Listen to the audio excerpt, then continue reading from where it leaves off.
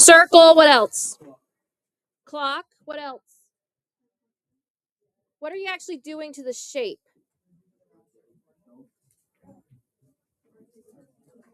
Well, duh, it's called a rotation. But what are you actually doing to the shape? What's another word for rotation?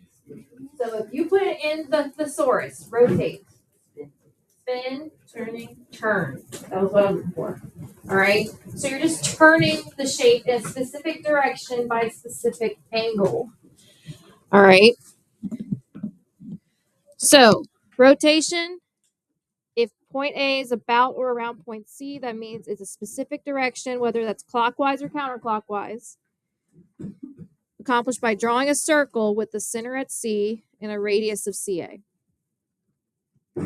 So typically in this class, you go about the origin. That's not always true necessarily, but that's typically what happens. All right. Now, the image point is located on the circle such that angle MAC is equal to the specified angle of the specific direction. In this class, everything we're going to do is in increments of 90 degrees. Why do you think 90 is kind of a special number? It's a right angle, but why would we use right angles? It's a quarter of a circle. It's also what when we're talking about the graph. It's one quadrant. All right. So that's why typically in this class we're going about the origin and by 90 degrees. You won't be asked to do a 137 degree rotation. You're not going to be asked to do that. Everything's going to be in increments of 90. All right. Now, remember, clockwise versus counterclockwise. So depending on what direction you're going, it depends on how far away or how big of an angle you're going to need. It all just depends on the position of the point.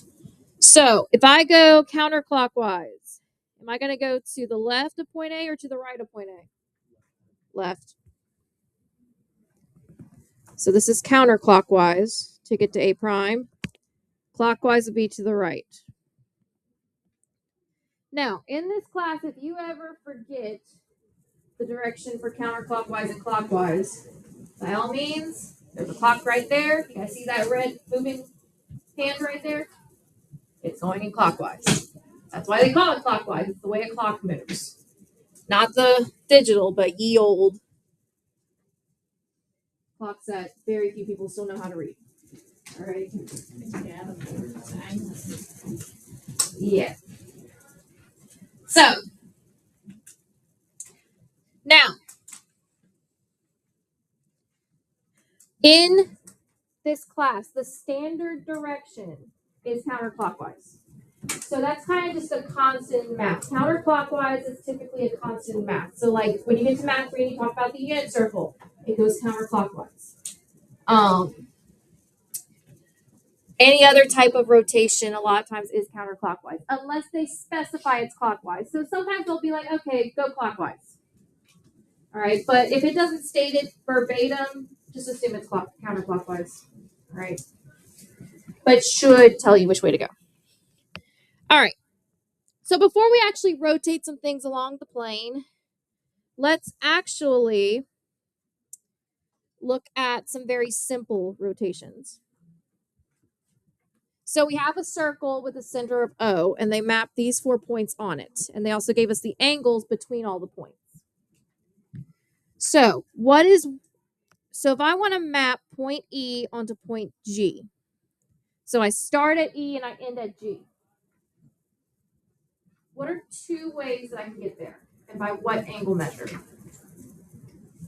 So obviously, we can go in either direction. We can either go in the counterclockwise direction or we can go in the clockwise direction. All right, so let's just start with counterclockwise. So if I go counterclockwise, meaning I'm going this way, how far away is E from G? 211 degrees. How'd you get that? I just added 121 degrees plus 9. That's exactly what you do. All right. So you have to go through 2 angles. You have to go through the 121 and the 90 degrees. So you just add them. So you would do 121 plus 90, and that would equal 211 degrees counterclockwise. That's how you can get from E to G. Now, if we go in the opposite direction, so if we go clockwise, how would you find the angle it would take you to get to G? Carson. It would take you 149 degrees. Right, because you just add 95 and 54. So that'll be 149 degrees clockwise. So that's why it's important to make sure you got your direction down, because as you can see, depending on the direction you go in, the different angle you're rotating. All right. So if we want to go from G to H, so I start at G and I end at H. Clockwise, what would that be? 90 degrees. So it's 90 degrees clockwise. What is it counterclockwise? 270. Now, let's say I didn't want to have to add up all three of these angles. What's another way I could have done it if I already knew what the clockwise was? Subtracting from 360. All right. So if you know one direction, they ask you how many it takes to get in the other direction, just take 360, subtracting from whatever angle you originally got. Now, if we use a straight edge to locate the image of point E after 180 degree rotation about point O, we're going to label it I. So, let's think about this. So let's think about what we know about circles. What's true about 180 degrees of a circle? It's half the circle. All right. What feature of a circle cuts a circle in half perfectly? The diameter. All right. So what we're going to do, if E to O is a radii, we're going to finish drawing it all the way across to the other end of the circle. So we're just going to draw as best you can. It doesn't have to be perfect. We're going to call this I. And that would be 180 degrees. So from E to I is 180 degrees. Now, if you look at the wording carefully, it just said we're only doing a 180 degree rotation. It did not give us a direction. Why? It's the same either way. So 180 is the only exception to they're not going to tell you the direction, because since 180 is perfectly half of 360, if you go clockwise, it's 180 degrees. If you go counterclockwise, it's 180 degrees. All right. So it's because 180 degrees is half of 360. So it is the same in either direction.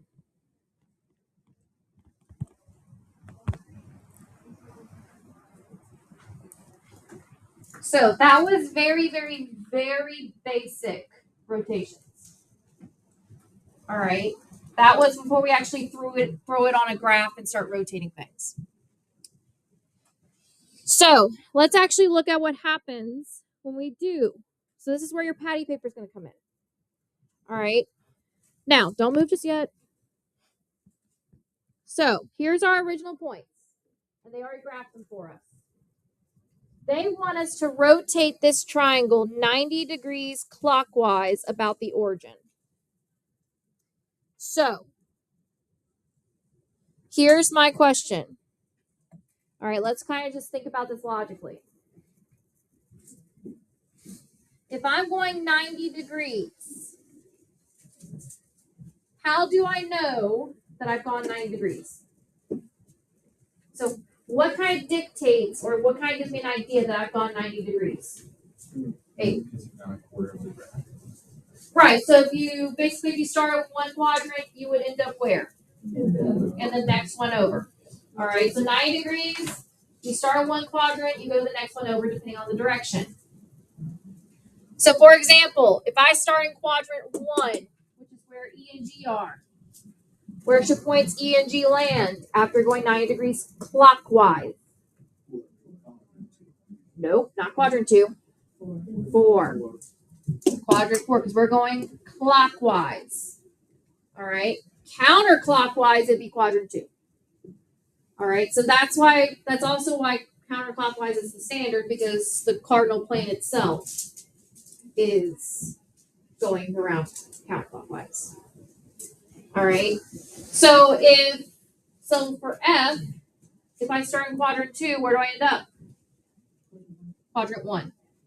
So what I want you guys to do is, we're going to play with this for a second. So what I want you to do is, you're going to take your patty paper and trace just the triangle. And make sure you label it F-E-G. Then, what you're going to do is, wherever the origin is on your patty paper, you're going to stick your finger on it. And you're going to turn it 90 degrees and see where your points land. It may not be perfect, but just try your best. We'll see how close you get. So since it's rotating about the origin, you need to put your finger on the origin so that it doesn't move. And then turn it until you get to the other edge.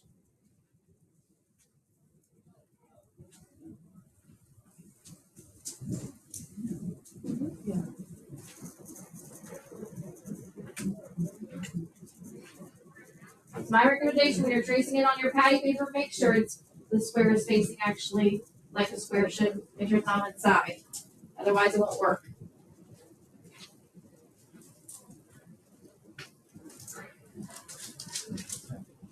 Once you think you've got the points, just make a quick note of them.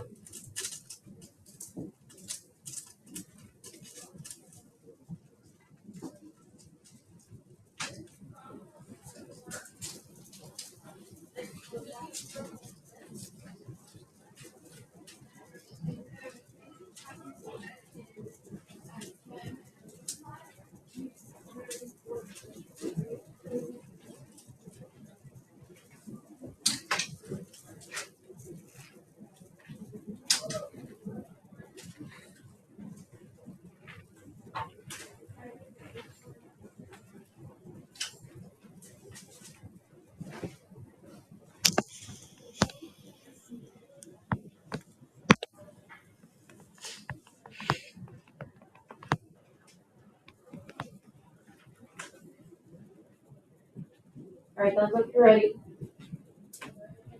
All right. So let us go with Carson. What'd you get for E prime? Or about where'd you get it? For E prime, I got it was -1, 2, or 2, -1. Good. So it should have been about a 2, -1. Pick someone, Carson, tell me what F prime is. All right, so Richard, what'd you get for F prime? F prime, I don't get it. I got 5 -4. Not quite. All right, someone help him out? Abigail. 8-3. Richard, yours probably just shifted away from yours. That's probably what happened. All right. Abigail, pick someone for G prime. All right, Maxon, what'd you get for G prime? 3 -. Good. So those actually are the precise points to be 90 degrees away. So I have 2, -1, 8-3, and 3, -4.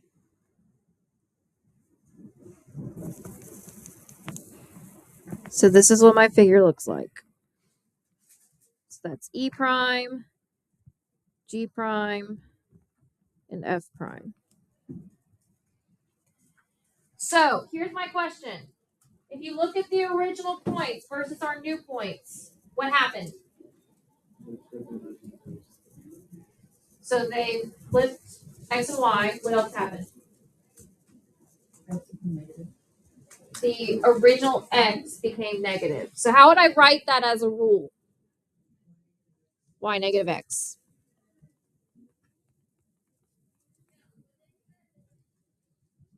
All right. So now with your patty paper, try that again. So you're using the same triangle, so same original spot, so EFG. But now go 90 degrees counterclockwise. Take a minute, figure out using your patty paper where it would be going counterclockwise. So you're still gonna put your finger on the origin, and you're gonna turn it. So if we talk about it, E and G are gonna end up in what quadrant at the end? They're gonna end up in 2. Where's F gonna end up in? 3. Good.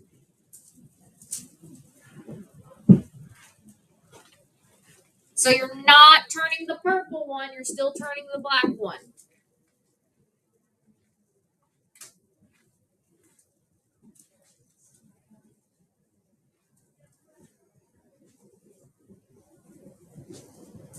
By the way, someone leave their lunchbox in here because this was left after this class yesterday. Oh yeah, that's mine. All right.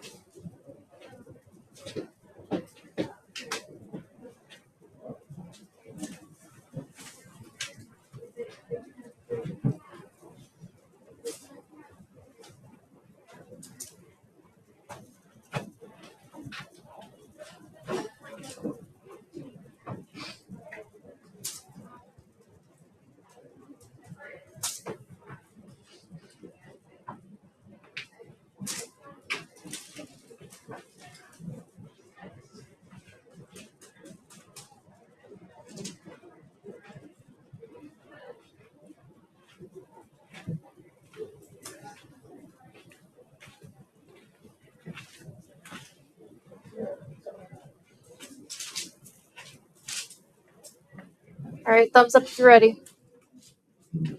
All right. So let us go with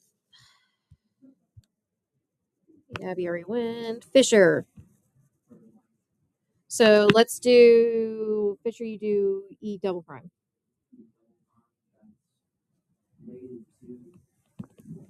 Good. All right, so pick someone for F double prime.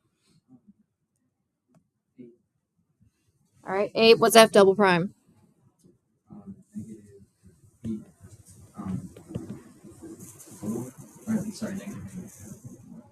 It'll be -3. Yeah, you're good. All right, pick someone for G double prime, Abe.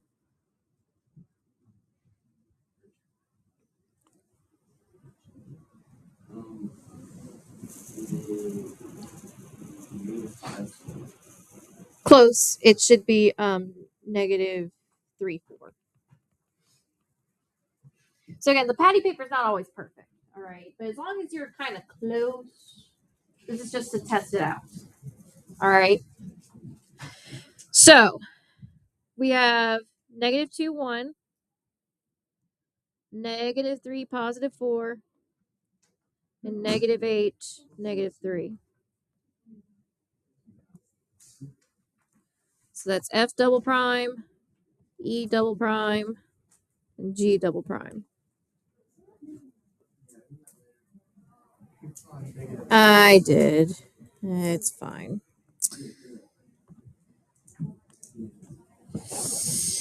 I love it when I do that. Okay. Now it's fixed.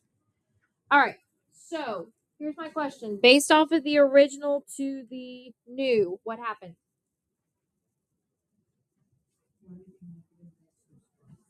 Right. So the original y became negative and the x and y switched spots. So as a rule, it'd be -y x. Now, are the purple and green triangles congruent to each other? Yes. Why?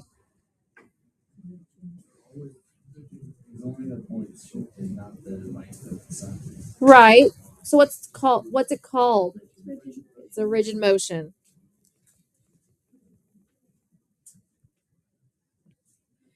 Now, before we move on, let me ask you guys this. When it comes to the rules, all right,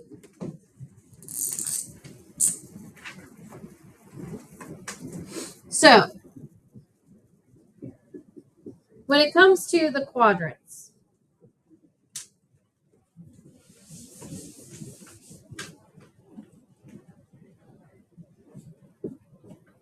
all right, what I just labeled is the signs that typically happen in each quadrant. What do you notice about the rules and what's going on with the quadrants? What correlates? The X and the Y, if it's like counterclockwise, Mm-hmm. then it's negative on the first one. Right. So it's all in relation to the first quadrant. So for example, if we had some random point in the first quadrant, all right. If I rotated 90 degrees counterclockwise, I'd end up in which quadrant? 2. Well, is it not true that if we rotate 90 degrees counterclockwise, the sign should be negative positive? Yes. All right. What about clockwise? We know we end up in quadrant 4. Is it not true that when we go 90 degrees clockwise, it should be positive negative? So here's the general rule. The general rule for rotations is every 90 degrees, you flip X and Y, and then you change the signs to fit the quadrant. All right? So these rules are all in relation to quadrant 1. But for example, letter F, that was the only point that was not in quadrant 1. Is it not true that when we went from F to F prime, the signs changed to fit the quadrant? It did, because F became positive. And is it not true that if I took the negative of this value right here, so if I took the negative of 4, is that not positive 4? Yeah, it is. So the general rule for rotations is, and this is regardless of whether you're going clockwise or counterclockwise, the general rule is, so on the next page, is every 90 degrees, flip X and Y. So what I mean by that is that if I start with XY in the first quadrant, and I go, let's just go counterclockwise, because it'll work out either way. If I go counterclockwise, that's 90 degrees. I switch X and Y, change the sign to fit the quadrant, so the X value, or the X placeholder, becomes negative. All right. If I go another 90 degrees, now I'm basing it off of this point. If I go another 90 degrees, so 180 degrees, I switch the X and Y back. And then what happens? Both the signs become negative, because we're in quadrant 3 now. Go another quadrant. I switch X and Y again, so back to YX. And then the sign changes to fit the quadrant. And you essentially got the rule. All right. So this would be 90 degrees counterclockwise. This would be 180 degrees, both clockwise and counterclockwise. And this would be 270 degrees counterclockwise. So clockwise, it would be 90 degrees, 180, 270. So that's how I think about it. Every 90 degrees, I flip X and Y and then change the signs to fit the quadrant.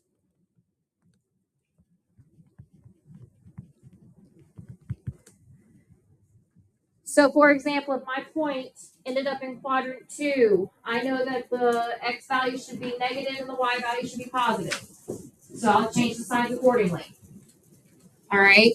If my point ended up in quadrant 4, I know the x value is positive, y value is negative, so I change the signs accordingly. If it ended up in quadrant 3, I know both of them are negative. If it ended up in quadrant 1, I know both are positive, so that's what I mean by change the signs. Literally change them to what they're supposed to be. All right, not like just multiply a negative to them. I literally mean change it to fit the quadrant. If it's supposed to be both positive, both those numbers are positive. If it's supposed to be both negative, both those numbers are negative. Does that make sense for everyone? All right, so let's use what we just learned. So just for my sake, all right, let's label this A, B, C, D.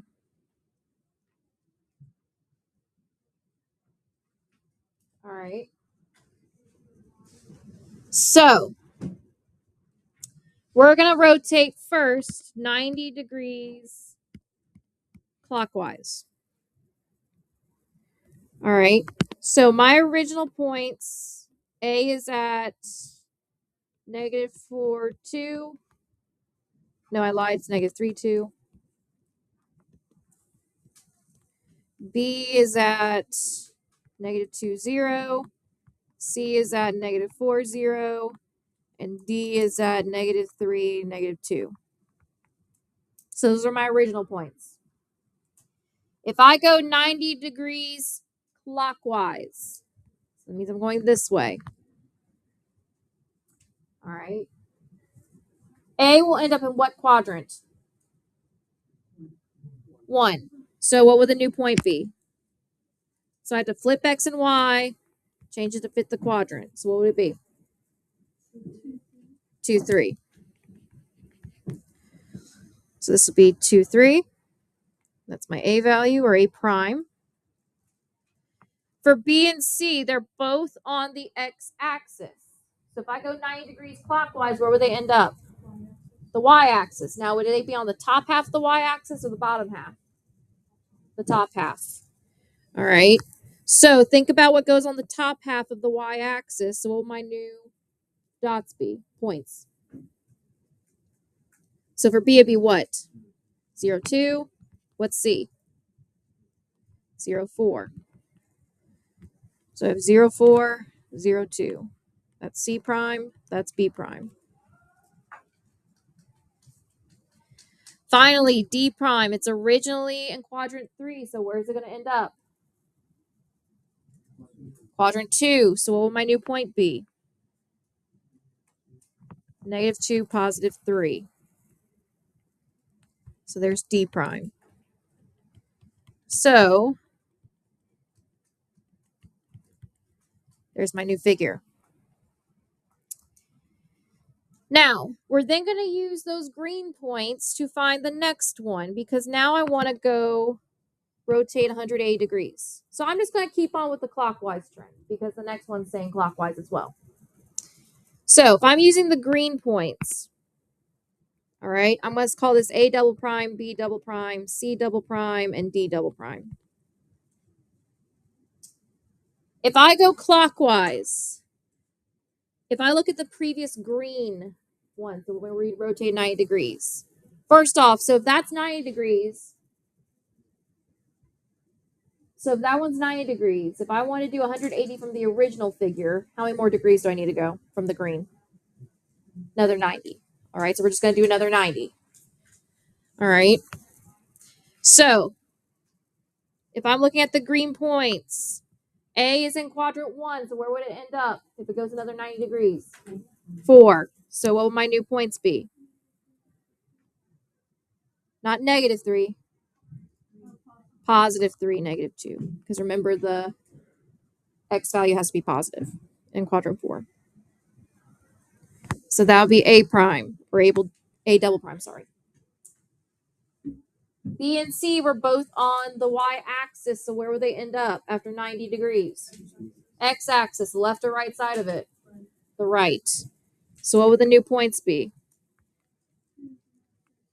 2, 0, and 4, 0. So that's B double prime, C double prime. And then finally D double prime. It was originally in quadrant 2. Now where is it? 1. So what's a new point? 3, 2.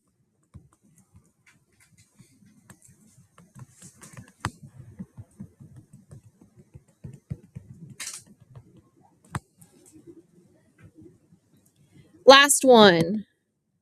270 clockwise. So we're just going to take the blue and go another 90 degrees. So I'm going to call these the triple primes.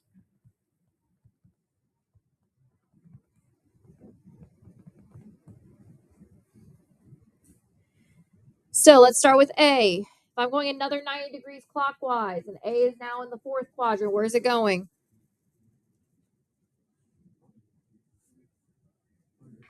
Quadrant 3. So what's my new point? -2, -3. So there's A triple prime. B and C were on the x-axis, so we know it's going to end up on the y-axis if we go another 90, but where on the y-axis? The top or bottom half? The bottom. So what are the new points? 0, -2, and 0, -4. Good.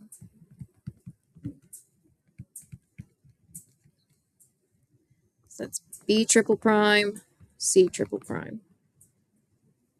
Lastly, D. So, right, it'll be 2, -3. It started in quadrant 1. Now it goes to quadrant 4.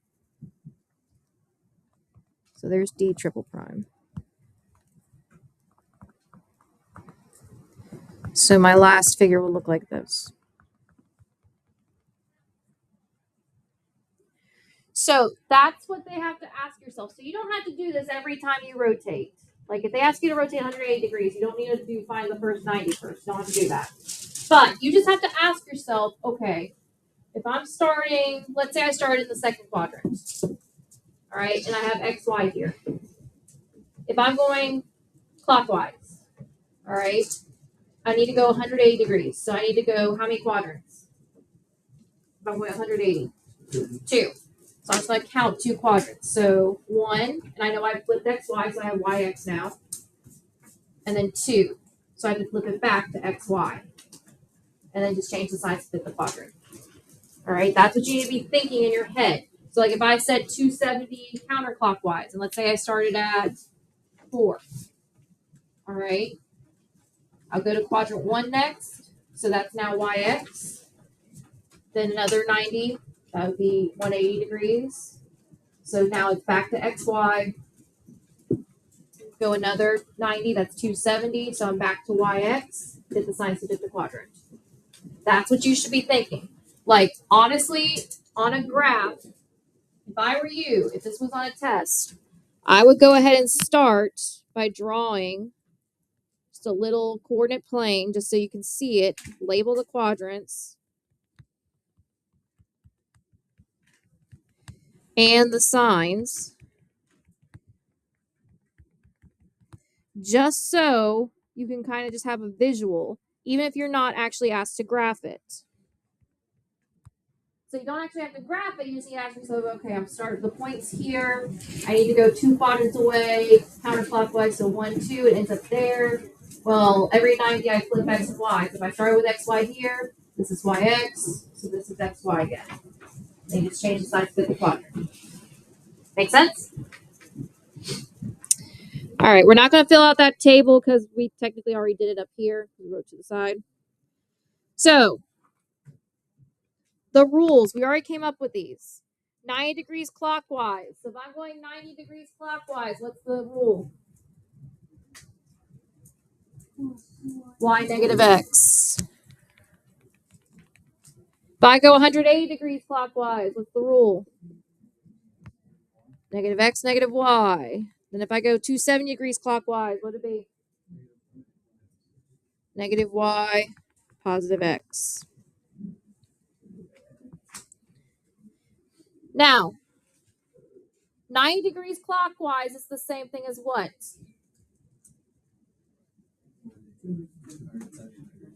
270 degrees counterclockwise. We already know that 180 degrees is 180 degrees in either direction. So 270 degrees clockwise is how many degrees counterclockwise? 90. So those rules apply. So that means that 270 degrees counterclockwise would be xy is y negative x. 180 counterclockwise, it means xy is negative x negative y. And then 90 degrees counterclockwise, xy would be negative y positive x. So the rules stay the same. So in reality, you only got to learn 3 rules. You just got to know that the 90 and 270, depending on their direction, match up. And then 180 is always the same rule. How are we feeling about this? All right. Do I really need to get you guys to do the table where you're flipping all the points and stuff? You guys feel comfortable with it? All right. Now, another way to write a rotation. This is important. So this would be in the function notation. You use a big R. So reflection is little r, rotation is big R. Now, they will not write like CCW or CW next to it, but this is how in math that we know whether it's clockwise or counterclockwise. If they write it and it's positive, it means counterclockwise. Remember how I said it's standard? That's why. It's like in the little subscript, so it's a 90. So it's rotating 90 degrees. Sorry, my pen's like, there we go. Now, on the other hand, if you have a big R and a negative angle measure, you're going counterclockwise. Not counterclockwise, you're going clockwise. So you guys know how, like in math, they've always said you can't have a negative angle? They lied. You can, but it's only in terms of graphing. So when you guys get to the unit circle, you will discover that the negative in this case doesn't mean lack of value. It means, in this case, direction. So when it comes to angle measures, typically if one's positive and the other's negative, we're talking direction. So typically positive angle, you're going counterclockwise around the point. Negative angle, you're going clockwise around the point. And I totally did that backwards because I did it. I was fixing myself. All right. Now, this is just an extension, but rotating around any point in space. I won't necessarily ask you to do this, but there is something on your Delta map that does have this, but it's very few problems. I just want you to know the procedure. If this is on your test, it would be a bonus question. All right. So I still recommend you write it down though. So if we're talking in space, all right. So for example, let's just say I was rotating. Let's just say we're rotating a singular point. So let's say I'm rotating point A, which is at the point, let's say, -1, 3, about, or around, however you want to put it, point C. Let's say point C was 1, 2.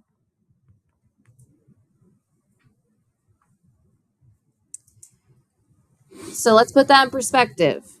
And then I wanted to find where it was 90 degrees counterclockwise. So what point it would be 90 degrees counterclockwise? Now, we cannot use the rules anymore for the sheer fact that we're not rotating around the origin. We're rotating around point C. All right, so point C is now the center of my circle. So it was the origin, now it's point C. So here's how you do it by hand. So if you don't have patty paper, this is how you do it by hand. All right. So let's just graph these points. So I have the point 1, 2. and -1, +3. So this is point C, this is point A. I'm rotating point A counterclockwise around point C.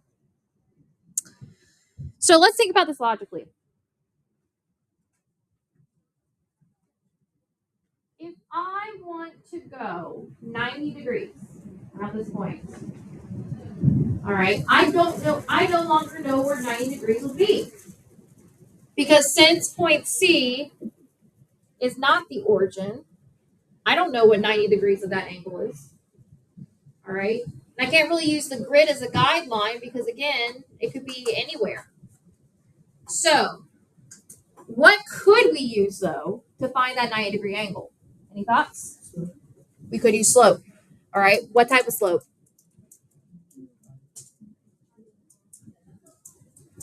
So, what type of slope would give us that 90-degree angle? Or slopes? Perpendicular slopes. So, the first thing you want to do is you're just going to do rise over run. All right. So, from C to A, you're going to do rise over run. So, that's 1/2 or -1/2. So, it's like we connect them. So, it's like a radii. So, first step, find slope between A and C. So, in this case, that is -1/2. Our second step is to find that perpendicular slope.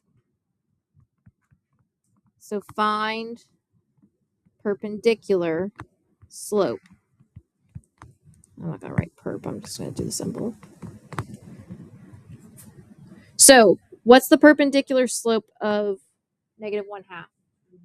2/1 or just 2? Now, that means that I have to go up 2 and over 1 for it to be 90 degrees. But I want these two lines to intersect. All right. They have to intersect, otherwise it doesn't work. And they have to intersect specifically here. So if I want a positive slope of 1/2, so let's just graph some points here. It has to go through point C. All right, because it's going around the center. Because remember, we're creating a radii.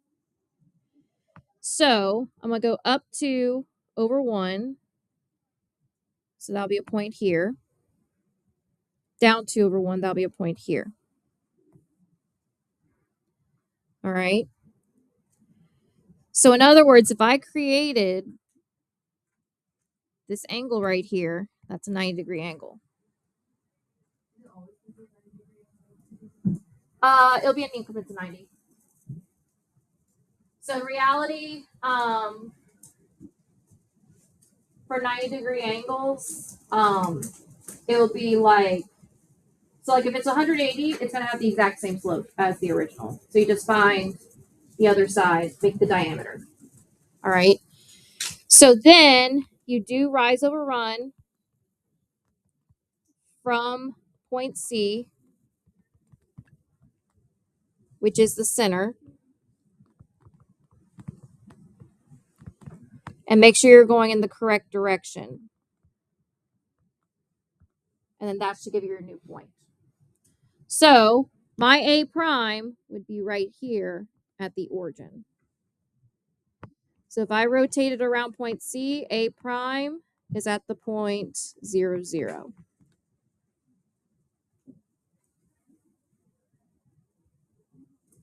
Yes? Literally just like flip that over. Like you were to keep the first points you had with A and C and just literally flip it down one space pretty much. You would find that, I don't know how to explain it. Not necessarily. Like if you use patty paper, that's obvious. Yeah. It's basically what it's doing patty paper wise. So yeah, you could do that, but you won't always have patty paper on you. And you can't just eyeball it. You have to actually like mathematical fact it that this is absolutely a 90-degree angle. How do I know that? The slopes are perpendicular. All right. So, like for example, when we get to the next unit, we're going to do proofs. With proofs, even though logically we're like, okay, I know that looks like a 90-degree angle, we can't claim it unless we have the proof. Basically, ever heard the phrase innocent until proven guilty? Well, that angle is innocent of not being 90 degrees until it's proven guilty of being 90 degrees. So we have the evidence to prove that's 90 degrees. All right. That's kind of where the math side comes in. Like, yeah, we could eyeball that and see that that's 90 degrees, but we don't know for sure until we prove it. All right. Any questions? All right. So the last thing we're going to do, and this is very quick, is we're going to do the symmetry very quickly. All right. So symmetry is really, really easy.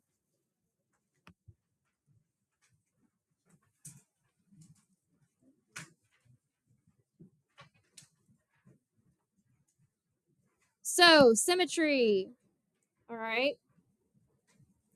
There are two types of symmetry. There's reflectional symmetry and there's rotational symmetry. So reflection symmetry is exactly what you think it is. It's typically what we think of when we think of symmetry. And that is the ability, so symmetry is the ability to map an image onto itself, shows that the figure has symmetry.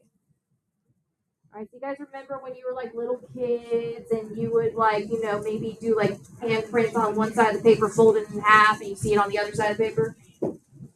Or like, that's symmetry. So the two types are lines of symmetry and rotational symmetry. A line of symmetry sounds exactly what it sounds like. It's a figure in a plane that can be mapped onto itself by a reflection.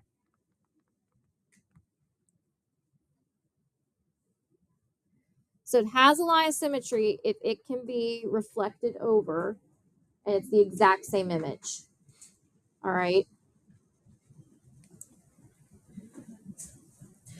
So in other words, like for example here's the line of symmetry. Let's say I pick this point. If I pick this point, it becomes this point, and vice versa. If I pick this point and reflect it, becomes this point, and vice versa. If I pick this point, it becomes this point, and vice versa. So when I reflect it, it looks exactly the same. It literally maps onto itself. That's what we call symmetry in transformations. Now, the maximum lines of symmetry a polygon can have is equal to the number of sides. So, for example, the maximum is always found in a regular polygon. Does anyone know what a regular polygon means?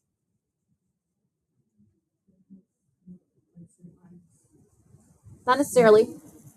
So, I'll give you some examples of regular polygon. A square is a regular quadrilateral.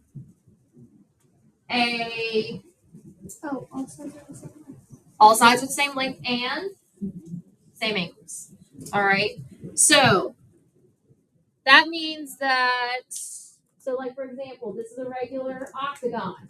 All these sides are congruent, all the angles are congruent. This is a regular pentagon. All the sides are congruent, all the angles are congruent. So, and again, it states it here because all sides and all the angles are congruent. So, it has the max number of lines of symmetry. So, for the octagon, it has 8. So, there's 1, 2, 3, 4, 5, 6. No. Thank God for the undo button. 6. Wait. 7 and 8.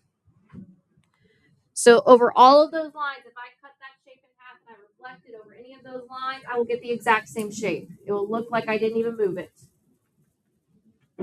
Same thing with the pentagon. So here, here, here, here, and here. There's 5 lines of symmetry because it's a regular pentagon. Pentagon has 4 sides. Oh my god. Pentagon has 5 sides. So there's 5 lines of symmetry in a regular pentagon. Now, let's look at an example. So for A, if I graph these points very quickly, so -1, 3, 3, 6, and 7, 3.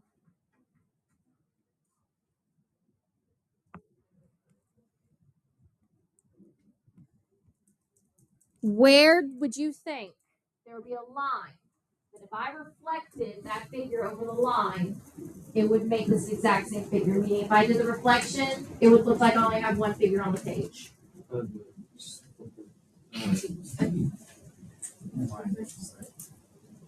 Not y equals 3.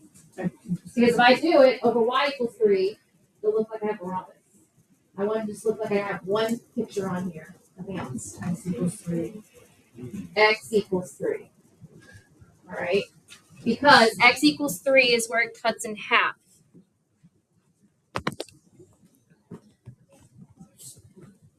So for example, okay, so this was A, B, and C. C prime is 4 away, so it'll be 4 away on the other side. So this is C prime. A is 4 away, so 4 on the other side. This is A prime. B prime's right here. So if I redrew it, it looked like I didn't even move it. So the line that we had to draw was over the line x equals negative, not -3, +3. So let's look at these shapes here. First one is 100% a square. How many lines of symmetry do you think we have? 4. It's a regular quadrilateral. So 1, 2, 3, and 4. So that's 4 lines of symmetry.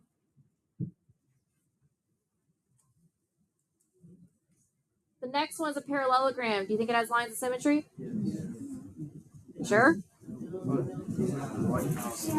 Where would you think that one would be? Like right here? No. Yes. Nope. Because if I flip it over, let's say I did like a book, turn the page. Whoop. This angle's smaller than this angle. This angle's bigger than this angle, so it doesn't work. Wait, what if you could? No, but I thought you could do it through. Or I can cut it diagonal, okay? So, nope. This angle's smaller than this angle if I flipped it over. Same thing. This angle smaller than this angle. So this one actually does not have a line of symmetry. What about the last figure? Yes. It's an oblong shape, you know. So this one, it's really going to depend. I would say this one's a little funky. This one definitely has rotational symmetry, which we're just about to talk about. But the thing is that even if I cut it, if it's a tiny square in the middle, the problem is it's the outside flower pieces. It won't have. Yeah, what if we just cut this one? So if I just cut the square in the middle, if I still got to reflect all of this over. Nope, because this point would be over here.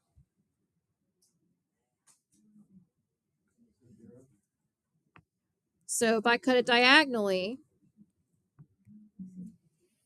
and I reflected it over, this point would be here.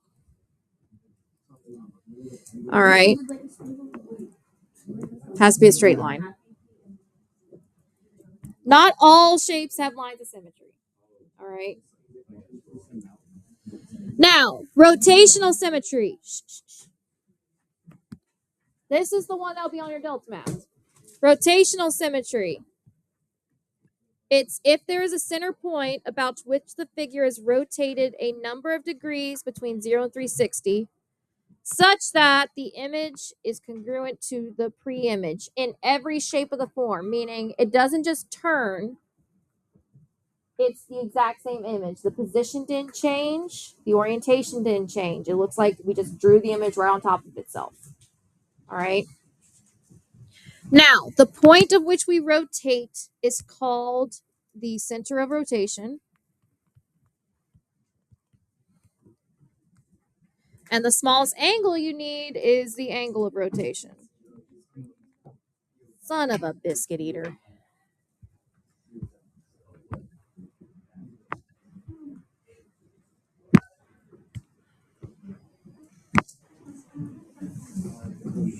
There we go.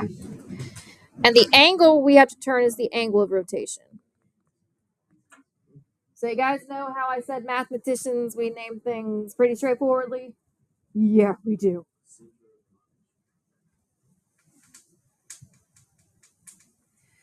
So,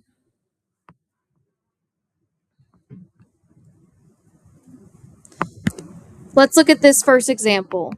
They said that if we rotate the star 72 degrees at a time, for every 72 degrees, we will get the exact same picture of this star. Why do you think that is?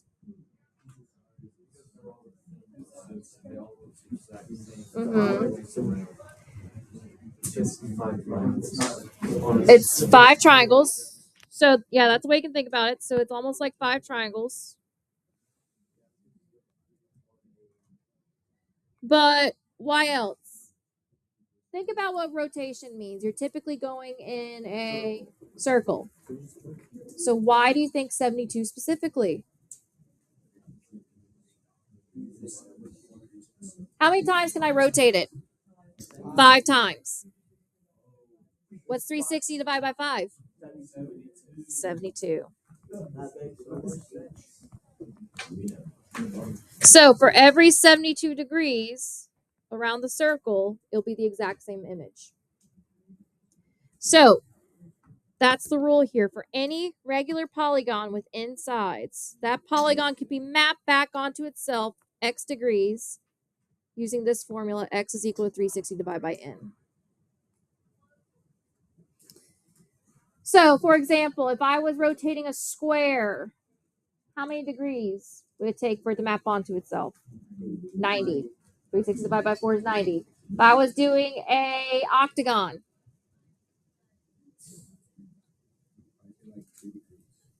45. 360 divided by 8 is 45. What about a hexagon? 60. Good. What about a decagon? 36. Decagon has 10 sides. All right. So, now, the order of rotational symmetry is called the order of symmetry. And it's the number of times the figure coincides with itself and rotates through 360. So, in other words, for the star, the order of symmetry is 5.